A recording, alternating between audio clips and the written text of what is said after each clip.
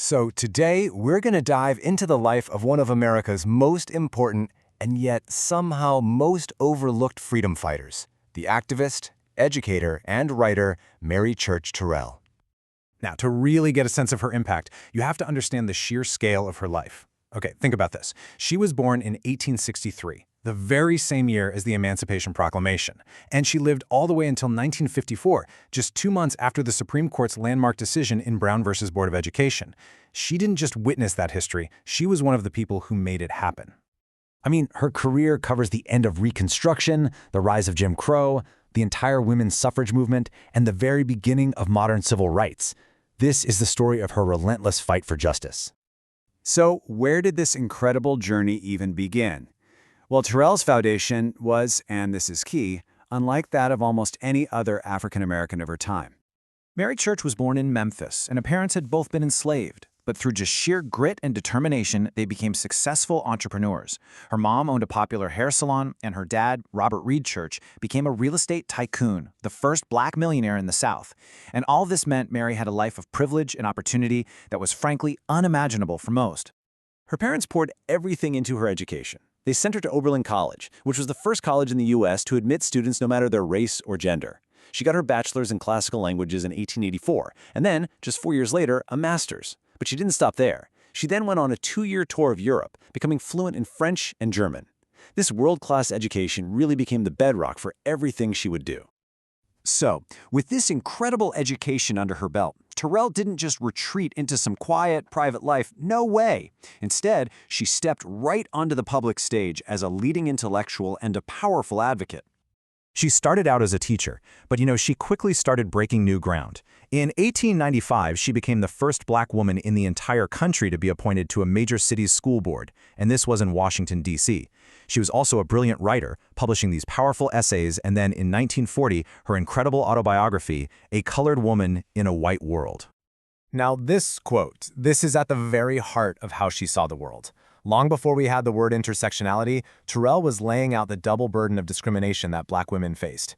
This idea that they were fighting battles on two fronts, against racism and sexism, was absolutely central to her entire life's work. And her intellectual authority? It wasn't just in the U.S. She had a global presence. Get this. In 1904, she stands up in front of the International Council of Women in Berlin and delivers this powerful address entirely in flawless German. This wasn't just a speech, it was a statement. It completely shattered stereotypes and proved she was a force to be reckoned with on the world stage.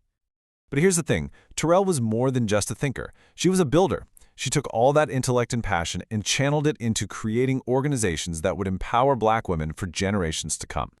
For her, activism was ignited by a deep, personal tragedy. In 1892, her close friend Thomas Moss was lynched in Memphis. Why?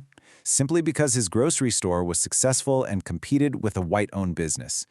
She and Frederick Douglass went to the president, appealed for help, and were completely ignored.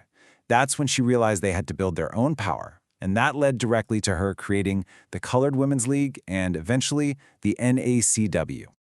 So, in 1896, she co-founds the National Association of Colored Women, bringing together a bunch of different black women's clubs, and she's elected its very first president.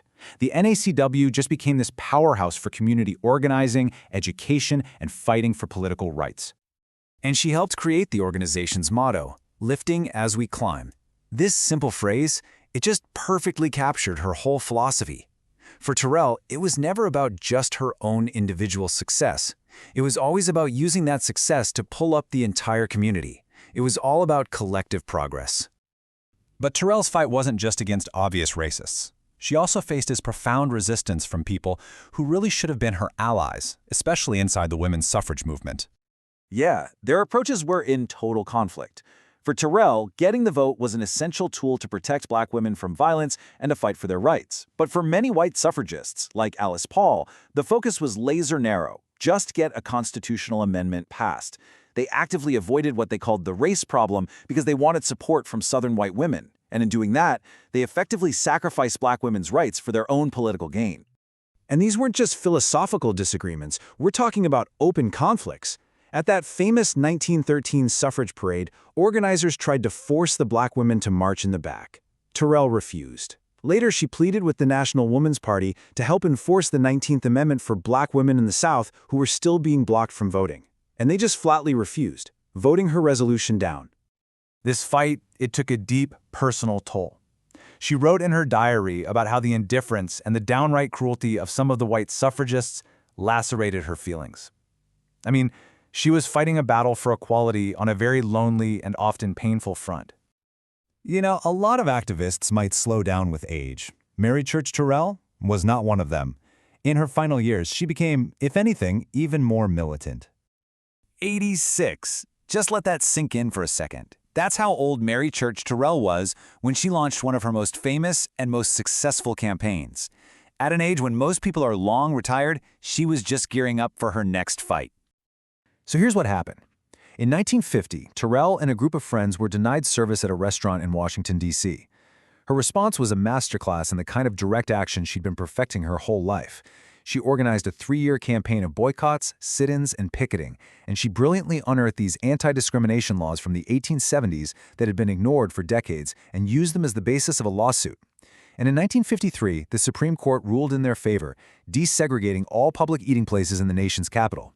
She died just a year later, at the age of 90. And in this really poignant turn of history, her death came only 2 months after the Brown v. Board of Education decision, the very victory against segregation that she had dedicated her entire life to seeing.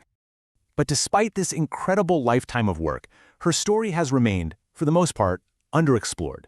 It's actually a stunning fact that the first full-length biography of her life wasn't even published until 2020. It just shows you how much of the history of the freedom struggle, especially the central role of black women, we're only now really beginning to understand. So, what does it mean to devote an entire lifetime, nearly a century, to the fight for justice? Mary Church Terrell's life gives us a pretty powerful answer. It means being an intellectual, a builder, and an unceasing militant, from your first breath to your very last. It means lifting as you climb, no matter what the cost.